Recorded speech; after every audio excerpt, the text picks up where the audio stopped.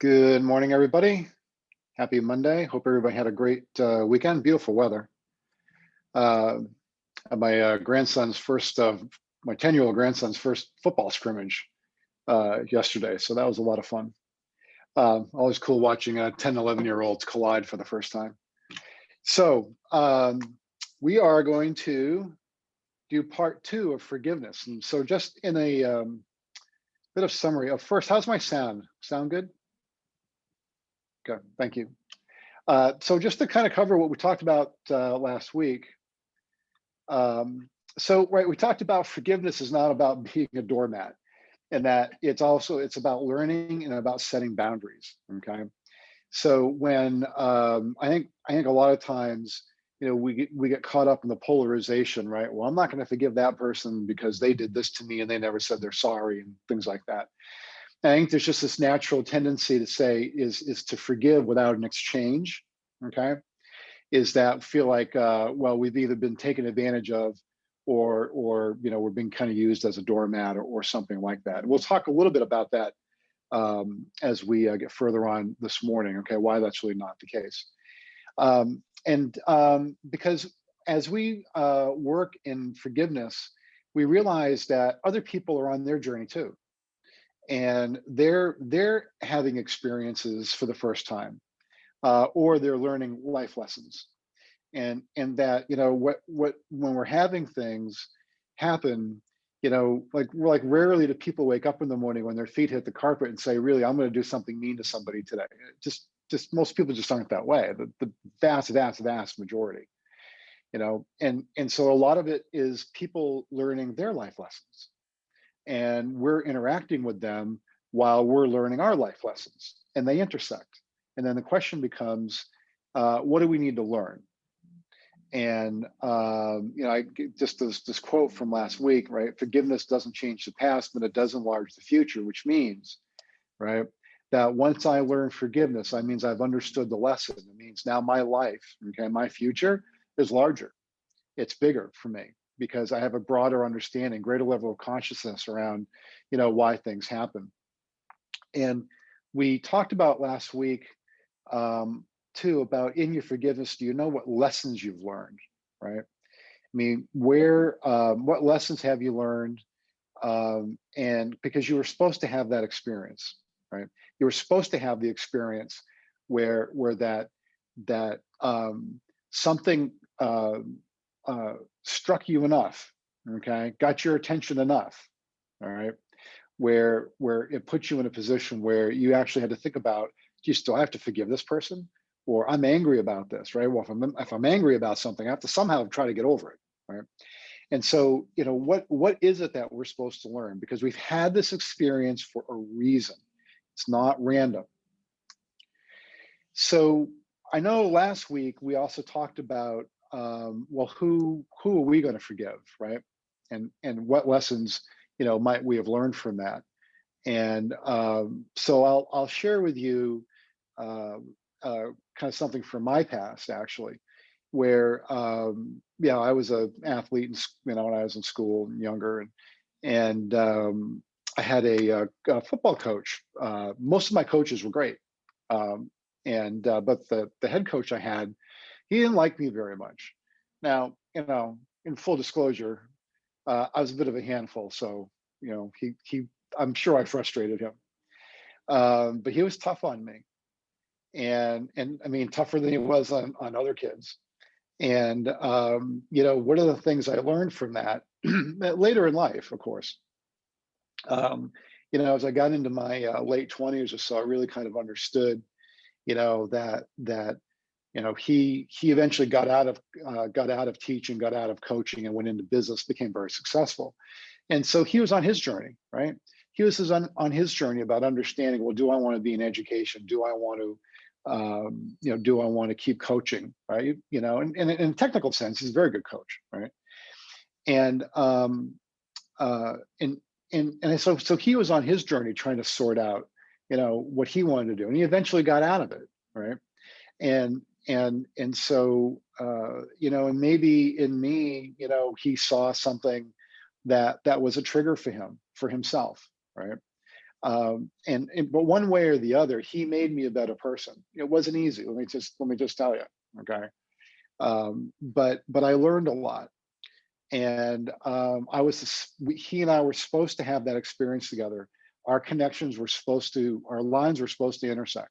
As hard as it was, my high school years were just gruesome because of it. Um, but I played 5 years of varsity football basically. Um, and so I was a good athlete.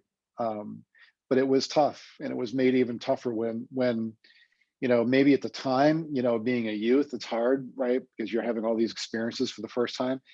For me, like I, I really was probably in my mid to late 20s when I really kind of began to understand, which is kind of when I started my mindfulness journey, or what today we call mindfulness. But started my journey really kind of understanding about things in a broader context. And what I learned to understand from him really was that, hey, I'm on my journey as a teen, he's on his journey as an adult. And I was mature in some ways, for my age, and our paths crossed. And there's certain lessons that I learned from him, ways not to treat people, some ways to motivate people, some ways how not to motivate people. But one way or the other, right, it shaped how I am, and I think in a positive way. And especially when I learned to kind of forgive him and understand that hey, we're just both on our separate journeys, and I don't believe he meant to do it on purpose. So in any event, so as we're having these experiences, um, where we're being called for forgiveness, okay, or it could be happening currently, it could be happening in the past, right?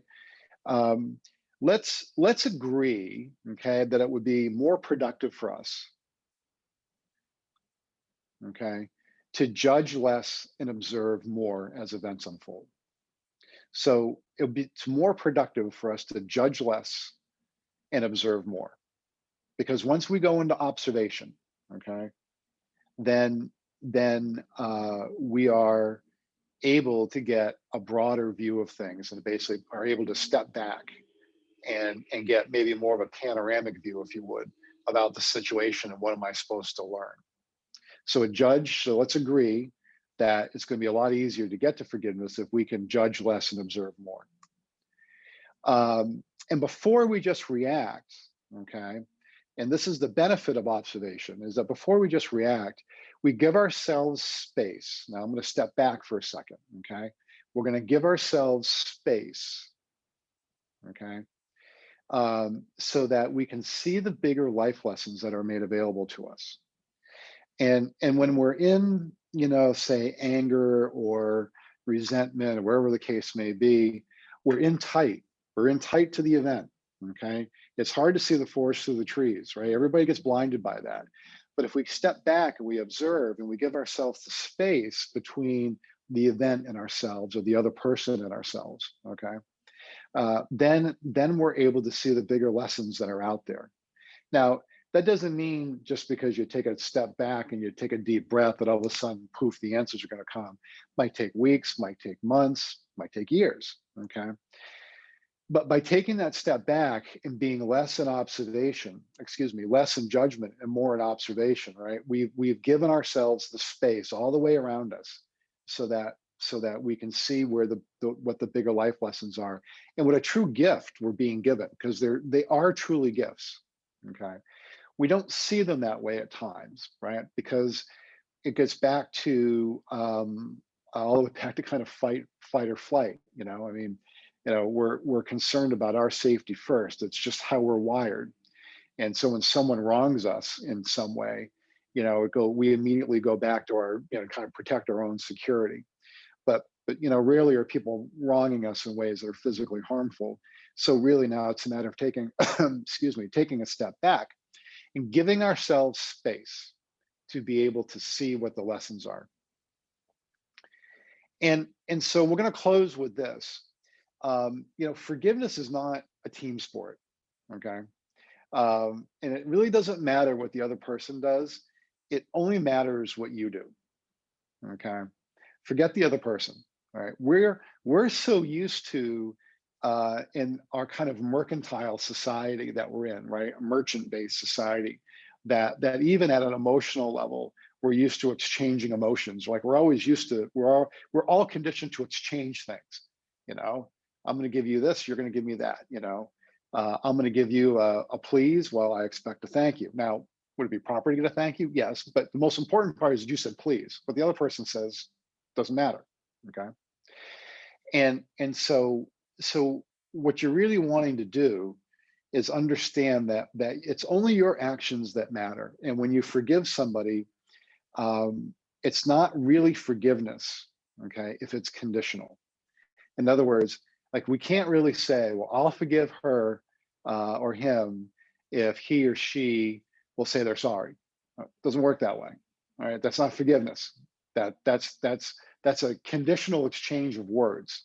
Okay, and so to understand truly what the forgiveness piece is for you to be able to act unilaterally without any expectation on the other end. And what you're going to find though is because you don't have an expectation, you'll probably get back more than you might think. And I think that's a really important part of this. So, like I said, forgiveness is not a team sport. All right. And I think once we start looking for exchanges, okay, then it's really not forgiveness. It's just the conditional exchange of language. And that in of itself, doesn't really get you anywhere. It might make your ego feel good, but it won't make your heart feel good. And when you can actually forgive somebody, and maybe send them a little blessing, I forgive you, and I wish you the very best, without any expectation of anything in return, you'll be surprised at what you get back in return and how good you feel, in the center of your being. So we'll leave it there. I think that's a good place. I'll get some comments here. Yeah, Edie, this is good. Yeah, it's about unconditional love. Yeah, letting go of the expectations of others. Yeah, very good. Excellent. Lucian, new book, High Conflict. Oh, that sounds interesting. Yeah, we'll look that up. High Conflict. Yeah, interesting title. So great comments. Thank you for those. And so we'll leave it here, and I'll be working on next week's, and I'll have it to everybody on Friday. So have an amazing week. It was great to be with everybody. Thanks a lot.